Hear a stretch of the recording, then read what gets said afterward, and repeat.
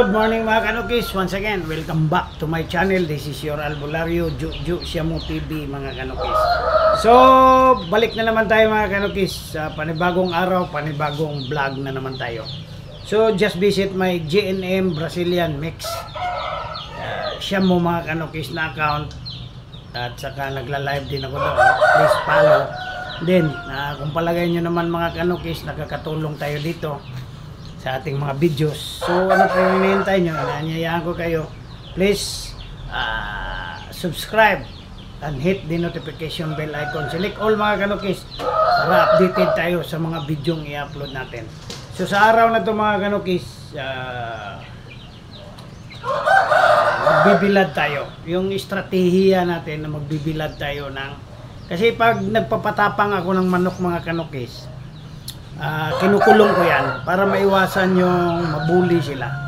Kasi yung manok kasi pag nire-range mo yan tapos wala ka namang ranging area sa bukid, so doon pa rin sa yard mo, nandoon yung mga broodhen, nandoon yung broodcock, yung mga malalaki sa kanila.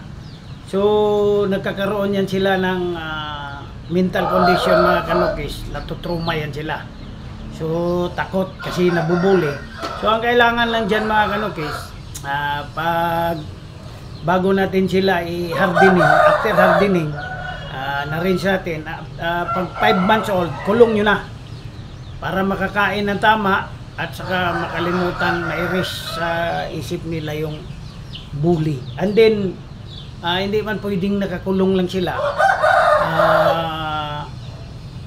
hindi din natin paarawan. Alternate mga kanukis, ibaba talaga natin sila sa lupa. So ngayon ipapakita ko sa inyo, may kulungan kasi akong do it yourself, maliit lang. So 4 yung tapang natin at 3. So ngayon mga kanukis, super talagang matapang na. Kasi erase na sa kanilang mind yung nabubuli sila eh. Pag hindi mo kasi sila kinulong, mabubuli pa rin yan kahit na medyo malaki na. Kasi ang manok kasi very territorial yan. Pag yung sino yung nambubuli sa kanila, may takot sila dyan. So yung utak ng manok, maliit lang yan yung memory nila, makakalimutan nila agad yan. So ito, the count of 3, punta tayo doon mga kanukis. Doon na tayo. So, oh yes! Wah! Ito na tayo mga kanukis. Yan. Papakita ko na sa inyo yung mga natin, yung mga pinapatapang natin. So yan. Ito yung nasa room number 1 mga kanukis, yung linyadang to. G47 X380 yan, 6 months old.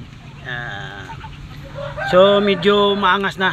Yan, yan yung number 1 natin na super na matapang na.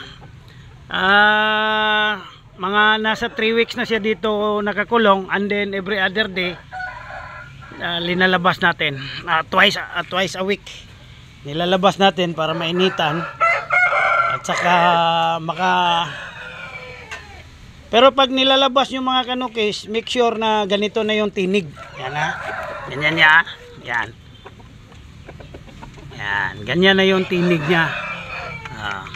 Kasi pag ganun na, okay na yan. Yan. Ito naman G380 to, black.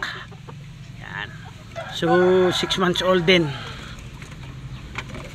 At saka yung isa nandito. 3 lang to eh. Kasi 3 lang din yung kulungan natin. Yan. Tingnan nyo yung mga alaga natin. Yan.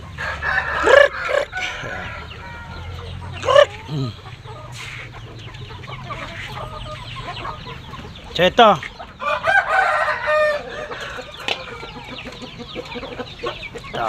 make sure ganito na yung tinig So matapang na to, wala nang kinatatakutan yan. Hindi na matatakot yan. So ngayon ilalapag natin yan dito. Yan. So pag hapon mga alas 5, balik sa kulungan yan bago magpakain. So dito tayo. Yan. Dito natin ilalapag yung 3. 1, 2, 3. So, okay. Lapag na natin.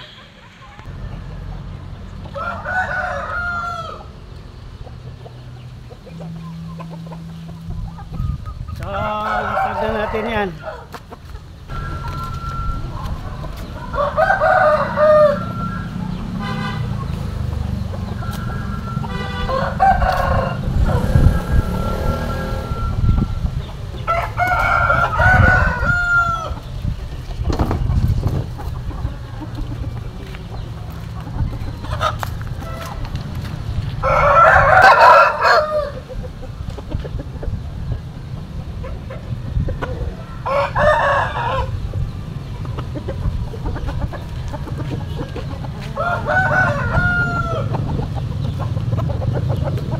Mga kanukis, ang lalaki ng katawan.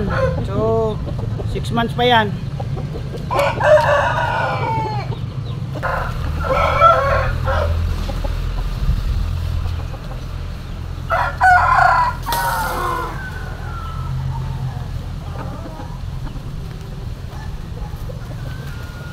Isa na lang, isa na lang.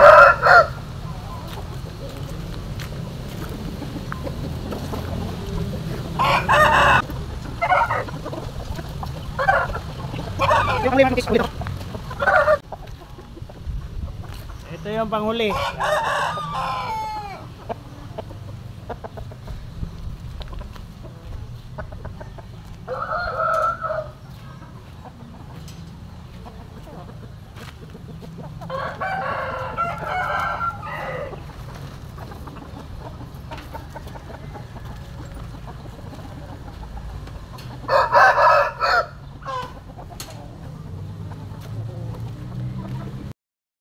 So ayan yung tatlo mga kanukis, ganyan lang pag nagpapaangas tayo ng ating mga alagang manok. Tingnan nyo, mabubuli pa yung isa, oh. So pag araw-araw yan binubuli, ayan, tingnan nyo, nag-aligid. Pero itong dalawa, good na to, masyadong bata pa kasi to. So medyo alanganin pa yan, pero at least, so ang isang technique dyan, lagyan natin ng burdin. Bawat isa, kada lapag natin dyan, lagyan natin sila ng burdin, yung matandang burdin na, para mas lalong umangas. So yun lang mga kanukis, sundin nyo lang yung procedure na yan. Kung mayroon naman kayong hindi naintindihan, pwede nyo naman akong kontakin mga kanukis.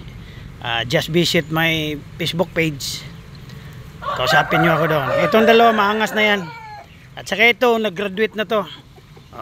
Ito napatakbo to dati sa spar, ngayon matapang na masyado yan. Pero yan tatlo lang talaga, tingnan nyo, hindi man yan nagsusulpukan dati, pero yun parang mabubuli pa siya. So mga kanukis, very clear, ha? Kailangan lang natin kulungin yung pag umabot na yung manok natin sa pag range ng mga 5 months or magsi 6 months na sila, pwede na natin ikuling sila for 3 weeks.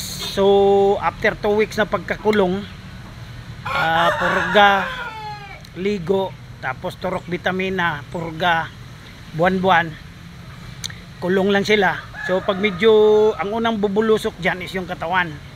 Pag medyo katawan, susunod na yung, tataas kasi yung testosterone level nila, susunod na yung tinig nila, tak tak tak tak tak.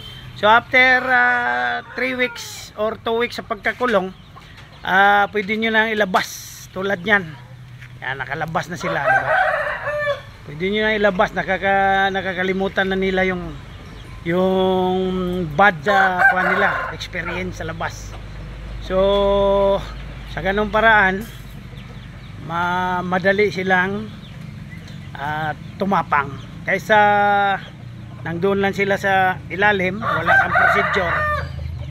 So mabubuli kasi, kaya feeling bully sila, so matagal mag-mature. So yun lang mga kanukis, sana nagustuhan nyo yung simpleng dirada natin ngayon. Oh yeah.